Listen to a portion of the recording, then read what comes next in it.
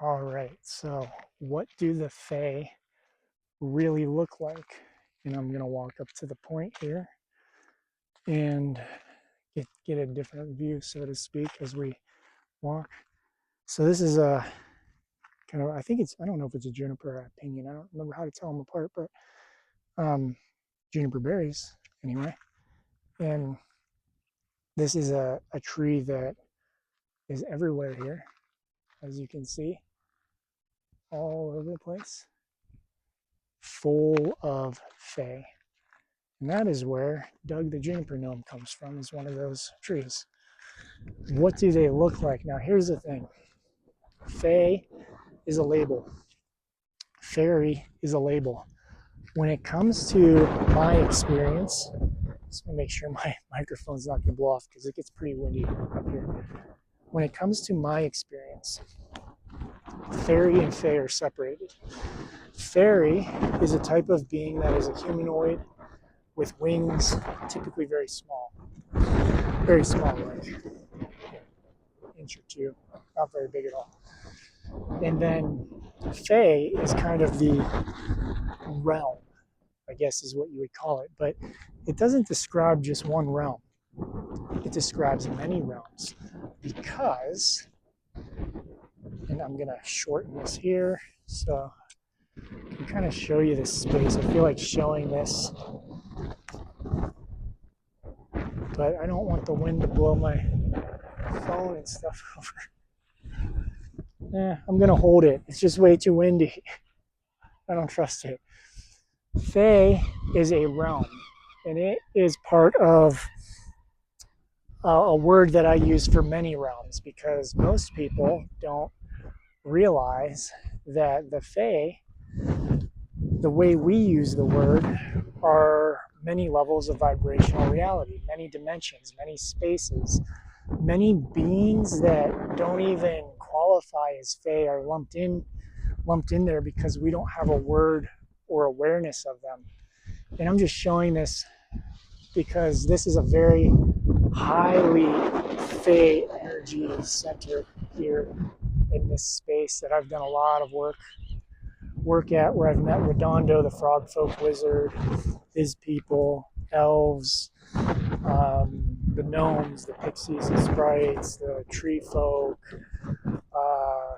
I don't know how many others I could have to look through my journals, but tons and tons of beings that I've met here. Now, here's the question: what do they look like? That is a very broad question, a good question, a very good question that people ask, but very broad question because it depends on the realm. It depends on the being. It depends on the type of energy they are. If I'm only ever talking about gnomes, you could be like, oh, what do fae look like? Well, pointed hats, 8 inches tall, different colored caps, suspenders, trousers, boots. Some have beards, some don't. You can go into a lot of different descriptions about just that specific being that is a gnome. And it depends on where the gnome lives. Juniper gnomes look different than forest gnomes. Forest gnomes look very David the Gnome-esque, if you're familiar with that cartoon, or garden gnome, like a garden gnome with the red caps. And then the juniper gnomes out here use the word gnome, but describe themselves as more of a pixie because they look more like a gnome, but they act more like a pixie because of their personality. And so they have a slightly different likeness out here. They're more green and they resemble the colors of the berries and stuff because those are the dyes they're using, the energies they're using for their clothing. And they live in the desert. And typically, if you live in the desert versus a forest, you're going to have a different structure, different facial structure. You can see that in humanity. People who live in the forest versus the desert versus the snow versus the jungle all kind of have different likenesses. And so it comes down to, okay, what being are we talking about? Humans, if I describe humans, I can describe Americans and I can be like, okay, well, Americans are a bad example. We're a melting pot. I can describe, let's say, Europeans, and I can just talk about white skinned people, blonde hair from Finland or Switzerland, or actually, is it Switzerland? Most of Europe is white skinned, blonde hair anyway. But um, you could pick a country and just talk about that. You could talk about like more Germanic people with red hair, brown hair, big beards, and that too. You could take one and separate it. Um, so let's talk about. I'm kind of going over the point. The wind's distracting me a little bit too. So um, let's talk about different beings like elves. Some elves look like Lord of the Rings elves. Some don't. Most of them do. Most of the ones I've seen look they have that like ethereal likeness to them, and then there are wood elves that are much more ranger-esque and don't have the blonde hair and that sort of thing. Um, and then you have trolls, and I've seen trolls that are big and just ugly. It's the best word to put them. It's not that they're ugly. It's just that that's what we would call them because they look so grotesque is the word that I'm hearing.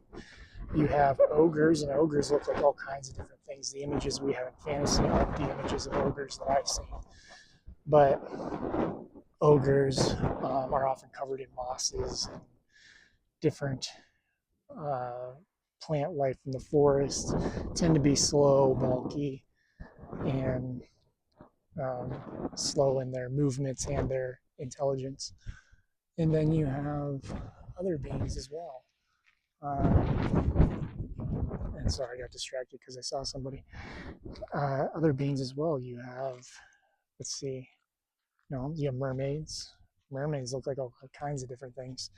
Yeah, I don't know if there's one mermaid, merfolky type of being I've actually seen that looks the same because they all look like the place they come from. Depending on where they come from, depends on, are they scaled?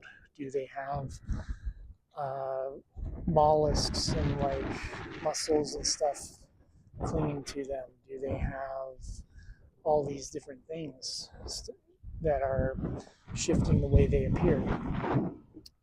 So it depends on the being. It depends on the species, just like galactics and all that. It depends on where they come from, what vibrational space are they, and also it depends on your preconceptions.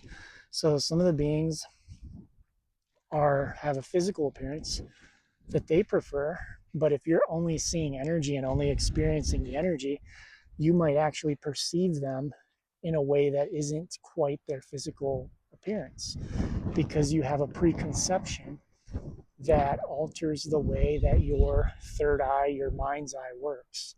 And so when you physically see them, you typically physically see them the way that they would want to present. But when you're seeing them in like energetic spaces and all of that, you might not be seeing the truth of their form.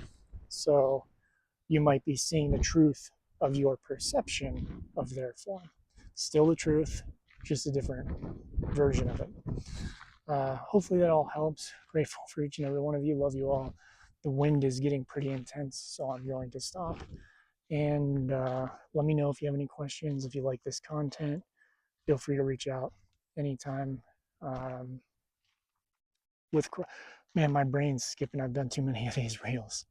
What I was going to say is if you like this content, feel free to check out my website, awakenwithwillow.com. The ebooks are all free now, and you can support my work with donations, spirit art readings, divine counsel transmissions, other things to connect you with your galactic family, fairy friends, ancestors, dragons, all those types of things. So thank you all. Love you all.